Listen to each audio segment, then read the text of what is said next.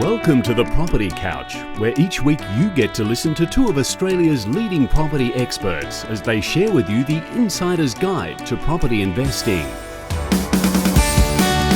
All right, folks, you're on the Property Couch, your insider's guide to property investing. I'm Bryce Holdaway, he's Ben Kingsley, and today we're going to be talking to you about should we be buying during a boom? But before we do that, how are you, Ben? Good, mate. You? Very, very well. How's the back? Look, my back is actually coming good. Yes. Post-operation, so I'm mobile. I'm moving around. I'm still not drug-free, but so I do sort of cloud my words up like I'm doing right now. But overall, I'm pretty good. That's all right, mate. We have a 3 strikes policy here on the Property Couch, so you're fine if you're still not drug-free. But and what about you? Well, I think we might rename the Property Couch to the Recovery Couch because I rang you on Sunday and I said, you're not going to believe this, but mate, I have actually got a back issue which has got me on the couch until today. Literally, I was in Kuala Lumpur, Malaysia, and this is how trivial it seems, but I stood up and halfway through standing up, I coughed. And something happened. I looked at my wife and I said, that's not good. That is not good. And I must admit, I'm sitting there in Kuala Lumpur airport. I'm looking out, I don't know if you've been there, but it's got this glass house where you're looking out into this little nursery thing. And I'm just sitting there going, oh no, I know what the next 6 weeks looks like. Because I just spent the last 6 weeks watching you. So I must admit I had mild anxiety. But the good news is that mine you don't have a ruptured disc, you have something else. I've got some inflamed joint, which is quite acutely done, but we should have some positive news on the horizon, which is good. But today we're going to be talking about our favourite topic, property investing, residential real estate, and in this country. But a very topical thing for us to be discussing right now is, a couple of things, but are we in a boom? Mm-hmm. And if not, what's your definition of what we're in? Yep. And secondly, should we buy during a boom? So what are your thoughts? Yeah, so I think it's important for our listeners to understand that property is like any other economic environment. It goes in cycles. So we have supply and demand playing in the space. And when we have that supply and demand playing in the space, we have times where there's limited supply and high demand and times where there's oversupply and low demand. And so values go through cycles. Now, we all know, unless we've been living under a rock, Sydney is currently in a very, very strong upswing cycle, and I called it probably a month ago that I think it's peaked in terms of I still think there'll be growth in the marketplace, but I suspect most of that growth will be given back. And so this is the topic around, are we in a bubble? And the reality is it's not a bubble, okay? There are too many fundamental things pushing for prices not to collapse. The only time property prices will collapse is if we saw a mass distinction of like a SARS disease coming through or something like that and just kills off our population and we see a GFC Mark II. So this thing is not a bubble, so it doesn't pop.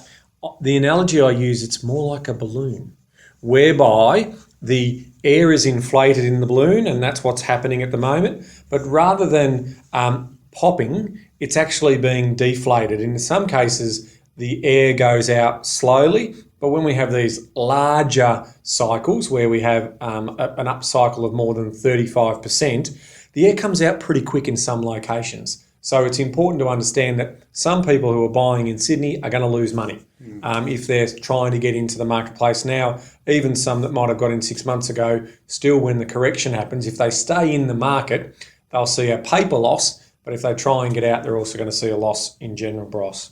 Look, I think that's a really good introduction of a new term. So instead of being a property bubble, it's more a property balloon. Yeah. Look, we have less volatility in the marketplace, so that's a good. Yeah, well, let's tag that one. Can we trademark it? Well, because I think I'm thinking of the analogy because I'm running around with my 4-year-old, my 2-year-old, and we're out the back the other day and we're playing with the bubbles, and they were just loving the idea of chasing them, and before it hit the grass, so it just totally disappeared in an instant. Whereas if I think about another game we play with them, we blow up the balloon, we chuck it up in the air, and we watch it go around, and it still can be used again, and there's nothing. It's not as if the balloon's been destroyed. So I think that analogy paints a really good picture because when you talk about bubble, it's easy to think that one size fits all across this country, but you've got places like West Australia, South Australia, There's Tasmania. plenty of them. Regional areas. That are not even close to being in a bubble. Yep. But it's obviously the problem children of Sydney and Melbourne. So there you have it, listeners. Ben, Property Investment Advisor of the Year. current chair of the Property Investment Professionals of Australia, has now termed what we're currently in some of the bigger markets, i.e. Sydney and Melbourne, more of a balloon than a bubble. And Bryce, to support that, what I'm going to do to post on the website, guys, I've got our business analyst, Lana, who's amazing. Lana, who's amazing. There's that drug issue. It's going on. Two strikes. Basically, we're working to show you. So the last really strong growth period, I was actually living in Sydney. It was 2001 to 2003 market. It was extraordinary. So when we saw that boom happen, I'm actually now going to go back and I'm going to measure both house prices and unit prices of the top 10 performing houses and unit suburbs for the growth between January 2001 and December 2003. But then I'm also going to show in the correction the markets or the suburbs that gave back their percentages of growth. So I'm going to have that on the website, free download, just to sort of show people that, you know, some suburbs are even going to perform better than others. And that's where we're talking about markets within markets, which we've talked about before. So for the listeners, if you want to know what website that is, that's thepropertycouch.com.au. We'll have that up there for you to go and check it out. But Ben, the question is, should I buy during a boom, is not an easy one to answer, but I think it really comes down to how experienced you are, how many properties you do have, and your motivation for actually buying in the first place. If it's just because you're at a barbecue and your friends are all buying, you feel like you're missing out. Your term FOMO. Sheep, yep. That's a challenge. But my biggest concern about buying during a boom is largely that people throw out of the window or throw out all sort of selection criteria just in, what am I trying to say? Instead of actually having some filters of which they overlay the decision to purchase, they just buy anything because everyone else is. And to sort of back that up, It's sentiment, isn't it? That's what you're saying. It's basically, it's got to happen. But we always talk about scarcity as a filter. We talk about owner-occupier appeal as a filter. We talk about investment grade as a filter. Supply and demand. When you're in those boom-like conditions and everyone's just sort of scrambling to get a property, those fundamentals are often thrown out the window. I remember in 2008, I was living in Brisbane. I was a property advisor during the GFC. I lived on the Gold Coast, and I remember seeing properties, and it was, I'll never forget it. There was because the Gold Coast isn't one of the stronger metropolises at all in this country. It's very susceptible to sort of that type of event. You'd see some properties with 2 and 3 and 4 for sale signs out the front, which is a concern. But what I found really interesting is the A-grade properties, even on the Gold Coast, which isn't a metropolis, didn't have the for sale signs out the front. So it kind of shows that you still need to have the fundamentals right for what your property selection looks like, rather than just getting caught up in the anxiety and the tide that's going with all the investors. So that's my biggest concern of, our question is, should you buy during a boom? For me, amateurs shouldn't, because I think that they forget some of the principles that they should be getting no matter what the conditions are. They do. And so part of the strategy that we're adopting for the clients that we're buying for is that when we are still buying into these elite marketplaces, and we talk about Melbourne and Sydney as being prime marketplaces, they're hovering on the top 100 cities by population in the world. So they are substantially large cities. To give you an example, we think there's only around 12 US cities that are bigger than Melbourne and Sydney. So that sort of gives our listeners a bit of an idea of the size of their cities. But there's still an importance around timing the market. So we're out of the Sydney market at the moment purely because we think it's now a speculative market as opposed to a fundamental buying market. We're still buying in the Melbourne market, aren't we, Bryce? But we're taking a different approach this time, if you want to tell the listeners what that approach is. Yeah, look, on the ground, Ben and I have discussed this for many months now, so it's not something we've just done in the last week. And I guess the properties that we're buying for clients on the ground have actually changed in, strategy, because the median price for Melbourne is in the 600s, but we're buying stuff typically in the 400 to 600 price range in the inner western parts of Melbourne, which aren't your typical owner-occupier appeal character assets, because we think that they're quite vulnerable right now, particularly in the eastern suburbs of Melbourne, particularly in Sydney, where people are just doing that emotional buying for these assets that have proven very good over a long period of time. But in the current environment, we didn't want to expose our clients. So we're buying villas in older 70s style blocks with a bit of land component in up and coming areas where where we do have the income profile right for the suburbs, so we know that we're in the right spot. But we're giving ourselves, we're protecting our clients from having any of that sideward tracking momentum that you might get if they're going to be you call it paying 2018 prices right now. You don't want to be sitting in the market watching it go sideways, or worse, coming off a bit. Yeah, so think about what Bryce just said there. From a common sense point of view, the common sense point of view is if we are competing against owner-occupiers who have really high borrowing power capabilities, they are going to justify it in their mind to pay an emotional price for that asset. Now, that's something that we're trying to avoid in peak times. In buyer's time, so when it's a buyer's market as opposed to a seller's market, we'll re-engage into that space and we're happy to compete with one or two of them. But when there's 6 or 7 of them all going hard at an auction, the fundamentals aren't right for, clients are paying us a substantial amount of money to find them an asset that's going to give them a return on investment. They don't want us to justify to them to pay an extra $50,000 or $60,000 that in 2018 the property price is going to be the same as what they paid. That's not what we're about, and that's not what you should be about when you're trying to chase the market and time the market appropriately. So part of what Bryce is also mentioning there is we're focusing on buying properties that are up to 20% below the median value for that type of property in that area. Now, that is a safety strategy in a booming market, and I call it about mitigating what I call compression risk. Now, compression risk lives at the higher level. So when you're actually talking about stately homes and emotionally character charged homes, they always get a premium. There's always that they are near impossible for an investor to buy sensibly.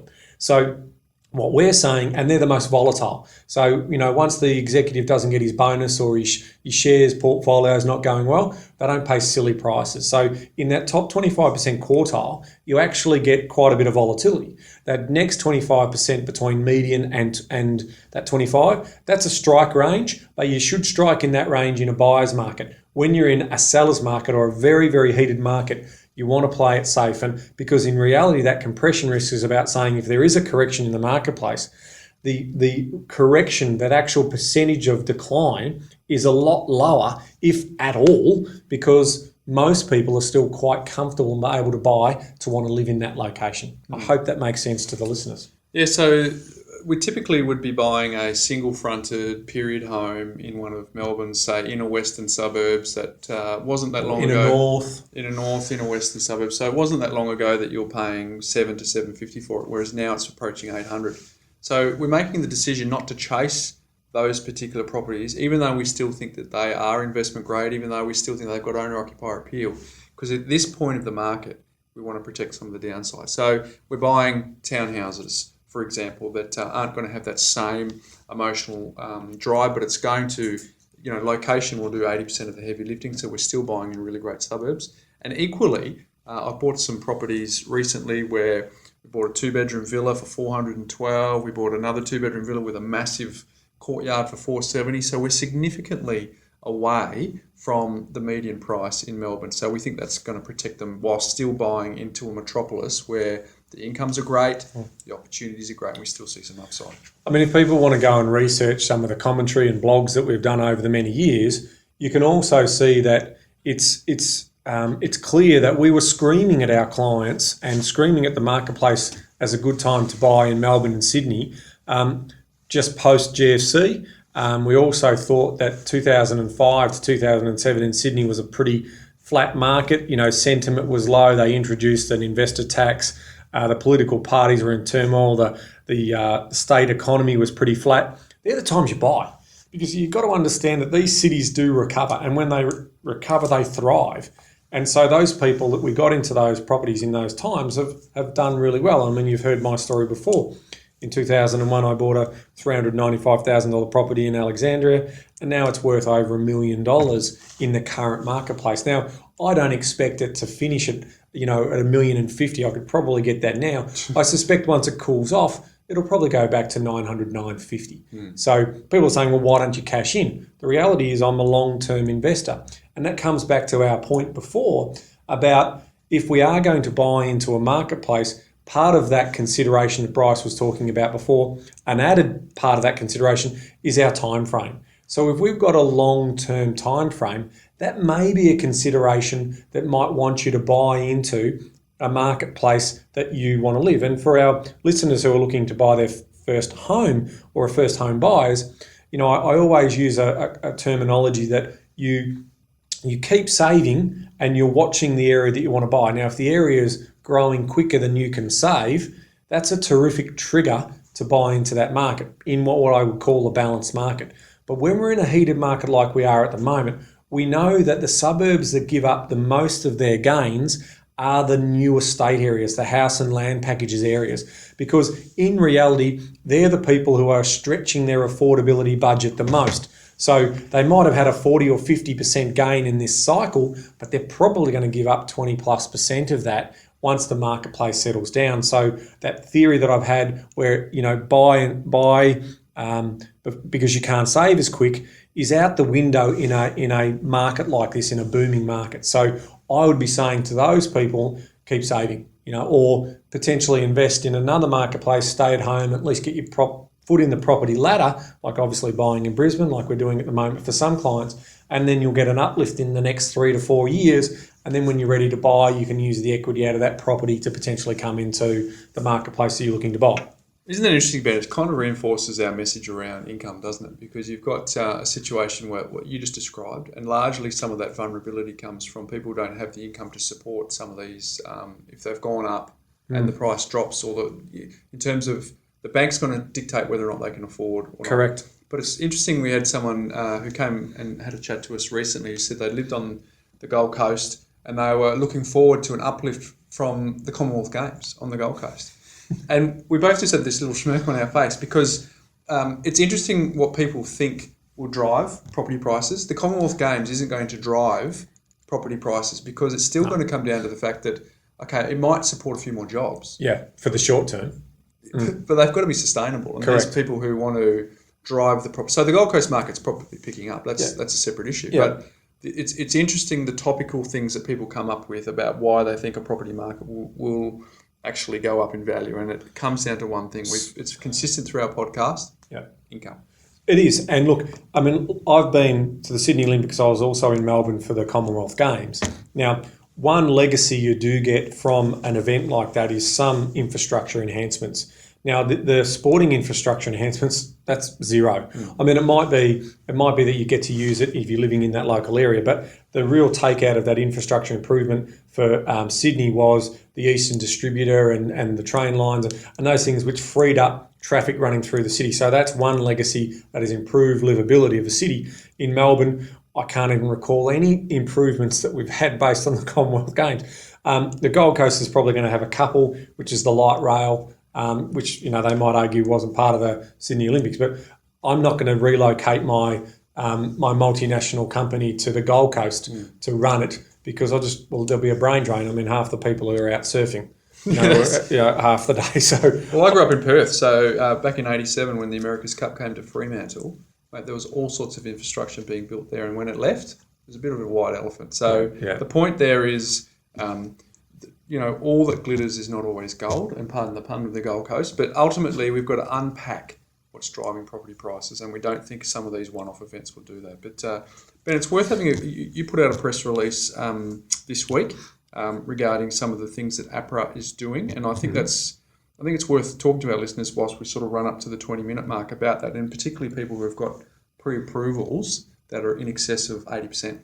Yeah, so this comes back to our topic at hand in terms of buying in a boom time.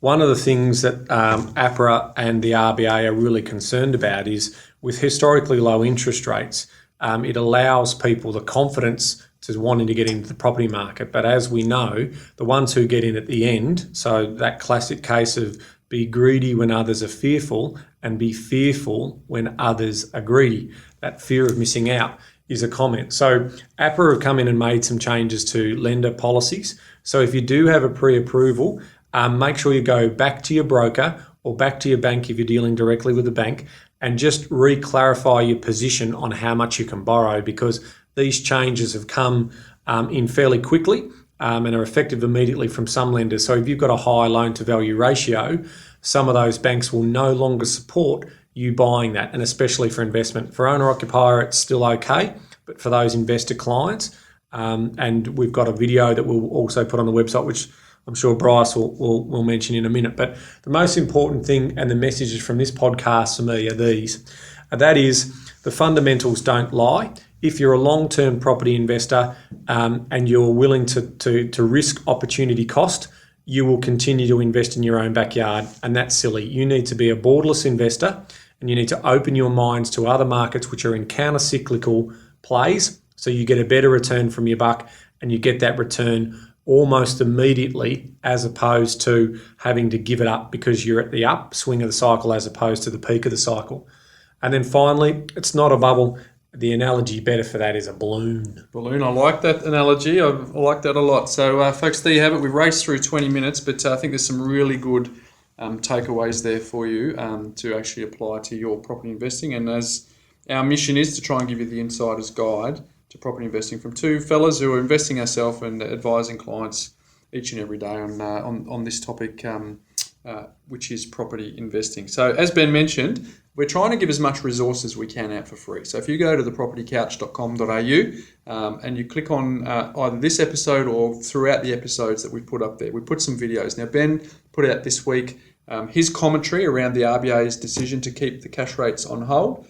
So he's given you some, I guess, macroeconomic discussions. He's also gone into quite some depth around the property market across the country. So I reckon that's really great viewing. It's about 6 or 7 minutes of your time.